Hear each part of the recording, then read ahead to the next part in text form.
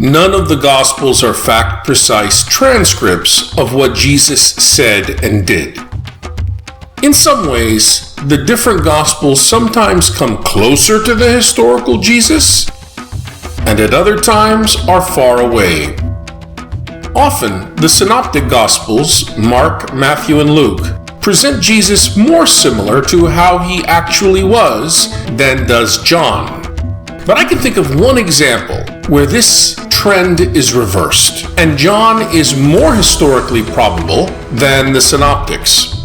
Consider the final meal or Last Supper the pre-Paschal Jesus shares with his innermost circle of followers. The Synoptic Gospels all present this meal as a Passover meal. Why? According to scholars like John Pilch, one reason these elite Israelite authors interpret and present the Last Supper this way is to convey that Jesus was a faithful, observant Israelite. Despite the slander of his enemies, Jesus observed the traditions of Israel. This is highly unlikely. Jesus and his followers were dirt poor.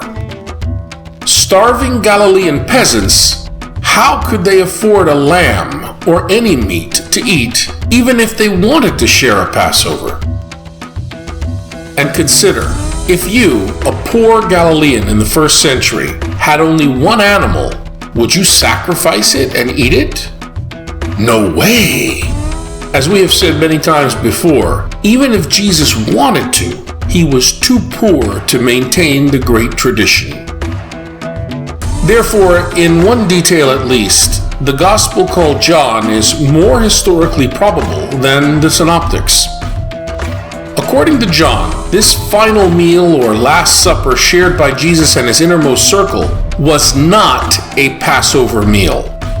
True, it happened around Passover time, as did Jesus' death and resurrection, but it was not on Passover. We know this because, according to John, evil forces crucified Jesus at the very beginning of Passover. Hence, in John anyway, and likely in the historical Jesus' own situation, the farewell meal happened prior to Passover.